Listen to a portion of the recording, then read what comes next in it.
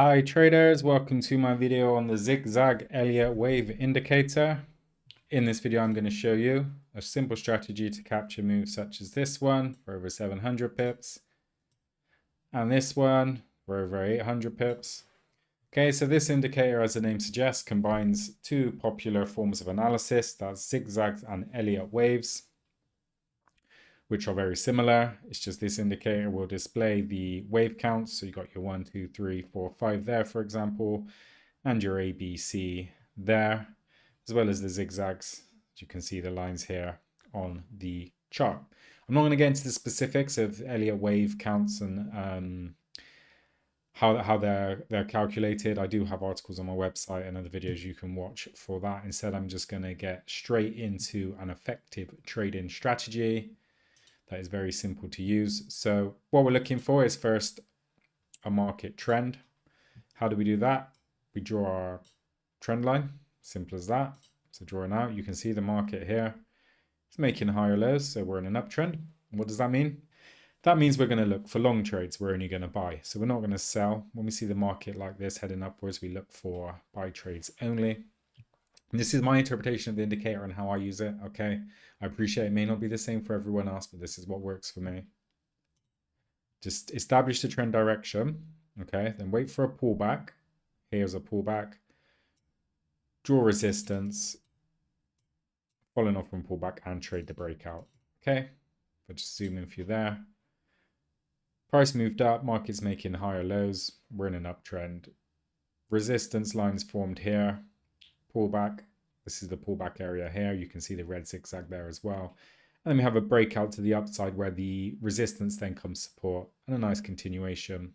I'll just zoom in a bit more for you. Nice breakout of this resistance line here. Holds up well as support. You can see here we had another mini pullback. Those traders who didn't jump in around here just waited for further confirmation of the trend to continue. Market's still making higher lows and a good breakout trade as well there, if not here. So if we zoom out, how do we take in that breakout entry on the pullback into the trend? You're looking at around 400 pips profit potential. My stop loss would have been just here below the low, so around 15 to 20 pips. Okay, then as the price started to increase, I'd move my stop loss, first of all, to break even, just to lock in the position. We don't necessarily want, well, we certainly don't want a winning trade turning into a losing one. And then I just use a trailing stop as price continues to move up, just to lock in profits. Put the trailing stop below the low here, below the low here, below the low here, below the low here, below the low here, and just maximize the move as much as possible. Okay. What I don't want to do is I wouldn't want to get in here, see the price come up here for 30 pips, exit the trade and be, it still would have been a good trade around a 2-to-1 risk to reward ratio, but we've just left way too much on the table. You can, of course, re-enter, but the more you re-enter, the higher your chances are of getting a trade wrong again, and you don't want to obviously buy at the top here too high. Okay. If you do miss the initial entry, you can go in on the pullback, as I said there, and then there's another pullback here. You just use the zigzag pattern to help you draw your support in a downtrend or resistance like this in an uptrend, and you can see breakout there, okay, breakout there.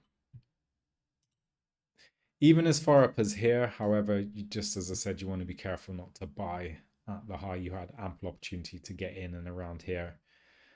Perhaps even an aggressive entry here. See on this pullback here, the market was trending upwards, making higher lows, pullback and a breakout there. And then in fact, this resistance level here, we know is strong from back here. And also, interestingly, it becomes support here, which would have been a good inclination had we been planning to enter here on the continuation of the trend. We would have been confident. It is a strong trend. In fact, even the trend line there, nice wedge pattern and a breakout there. But you can see the chart starting to look cluttered. Personally, I think we could have taken these trades without the zigzag Elliott wave indicator. If you learn anything from this video, it's just that, in my opinion, price action trading along with good money management and trading discipline can be enough to create a good trading strategy without needing to clutter our charts with a load of noise. But I do appreciate that some people like the theories and concepts behind technical analysis and indicators, hence why I'm covering it in this video. But For the wave counts, I mean, you could use it as a signal that the market may be reversing. Once you see the 5 wave count, you might want to say, okay, well, yeah, perhaps, you know, the move is coming to fruition or completion and not enter. And you can use this strategy on any trading instrument, so Forex, stocks, cryptos, commodities, indices, etc. So you don't need to force trades that aren't there. You can use any time frame. I'm using the 1 hour pound dollar chart here. I like to use the 1 hour, 4 hour, daily, weekly, monthly, simply because they contain more price data and therefore I find the signals tend to be more reliable. Okay.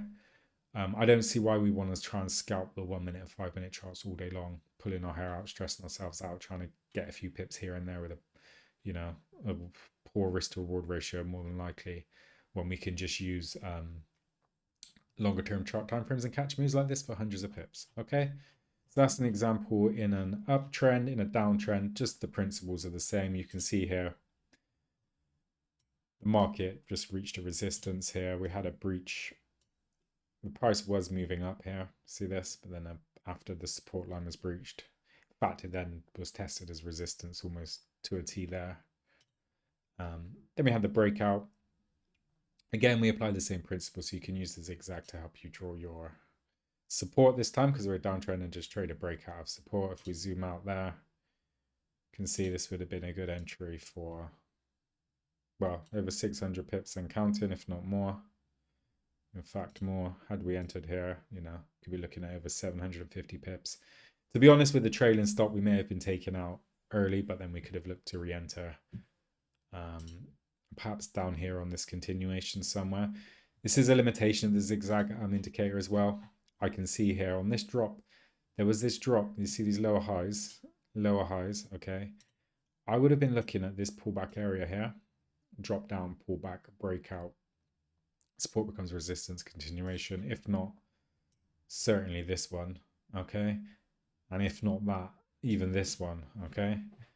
But then the zigzag and Elliott wave formation wasn't actually complete till down here, which you would have been selling a lot lower, okay?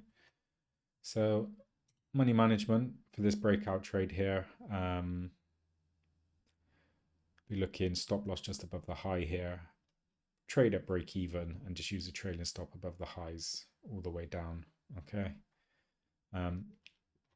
Until price turns around and takes us out or we exit manually. You can of course close part of the position on the way down as well, just to bank some pips. Let the rest run. Again, just emphasizing,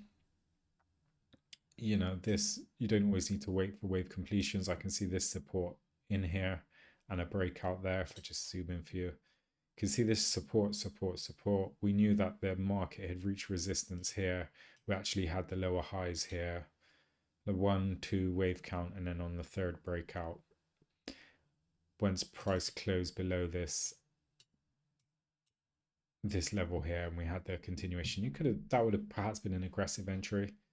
But nonetheless, with the market, as I said, making lower highs, lots of bearish price action. You've got 3 inside down candlestick pattern there, another 3 inside down candlestick pattern there. So a 3 inside down candlestick pattern there.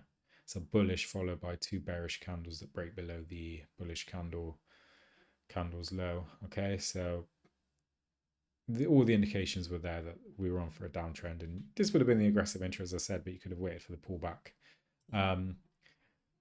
I do find, as I said, sometimes these indicators do more harm than good from my perspective. This is just my style of trading. I appreciate everyone's different, but if we remove that indicator, I'd much rather look at the chart like this, to be honest with you.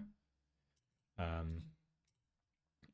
can just see if the market is going down as it is here, or the market is going up as it is here and here.